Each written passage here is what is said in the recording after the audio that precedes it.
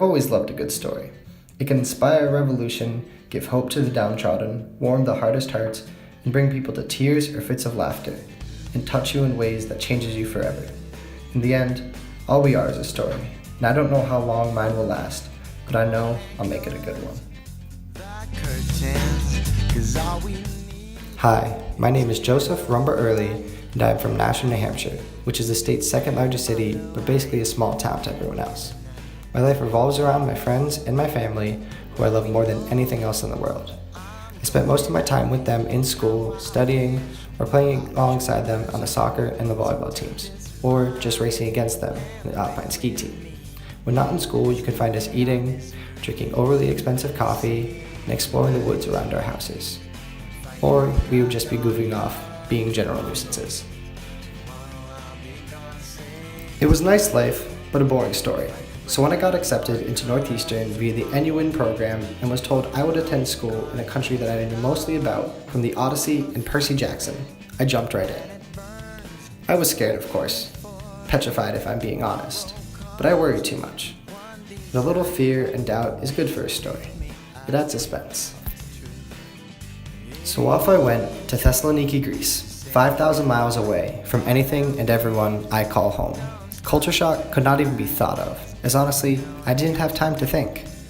All of my time was dedicated to exploring the city that would become my home, going out with strangers who would become family, and making jokes that would soon become a call to arms.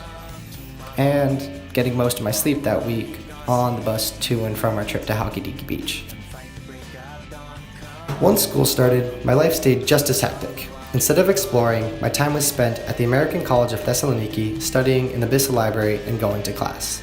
I studied Calculus 2, Chemistry, Physics, Greek, and GE, where we discussed our power and privilege and how it related to the different service learning projects we did, like the A21 walk, where we raised awareness to end human trafficking. The courses were different than I expected. They were closer to a high school class than an actual college experience.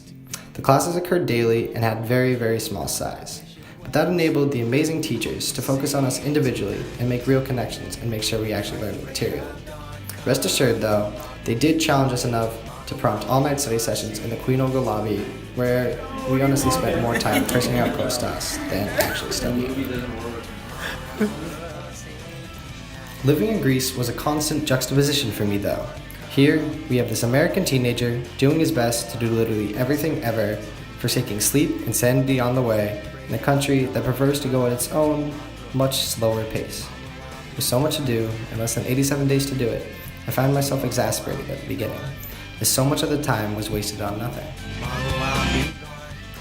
As time went on, I stopped trying to do everything, and remembered that the best memories are never planned or scheduled.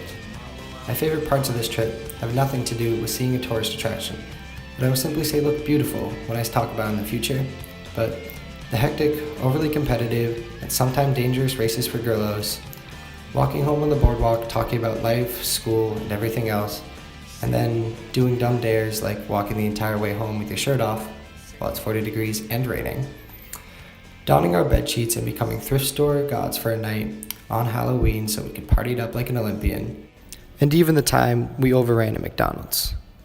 These are the things that I'll remember long after I leave Greece. These are the stories I will tell my friends when I get back home. These are the memories I made. Even when traveling abroad in Rome and Amsterdam, the company I held heavily overshadowed whatever country we were in. Every view and bite of food people normally travel for was only accentuating the joy I felt from doing it all with my friends. We explored countries with no plan or itinerary just because we could. My favorite moments of the trips were not the jaw-dropping views, but a game of cards that got way too intense and eating stroopwafels in my hostel. These are events that could literally happen anywhere. That's the beauty of people though. We can take the mundane and give it this profound, intangible value that can never hope to be replicated. With that comes the beauty of a story as well. We connect with the stories of others because they carry and convey the same intangible feelings that come from a fond memory. It connects us to the storyteller in this impossible way, because even if our experiences are dissimilar, we both know the feeling, which is what really mattered anyway. I could not be happier that I came to Greece. After 3 months, I can call a city I had never heard of home, people I had never met before, my family, and can comfortably discuss anything from politics to PAUK with any elderly Greek man you can find me. I thought I was different than this entire continent, but despite the language barriers, age difference, culture gap, and everything else in between, I learned that everyone laughs the same way at their friends' stupid decisions and feels the same love for the people they keep in their story. I could have spent my first semester anywhere back home and taken the exact same courses and learned the exact same material. But here in Thessaloniki, I learned how to live.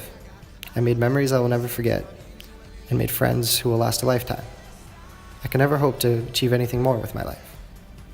That's the story I want to have. One of friendship, love, laughter, and bad jokes.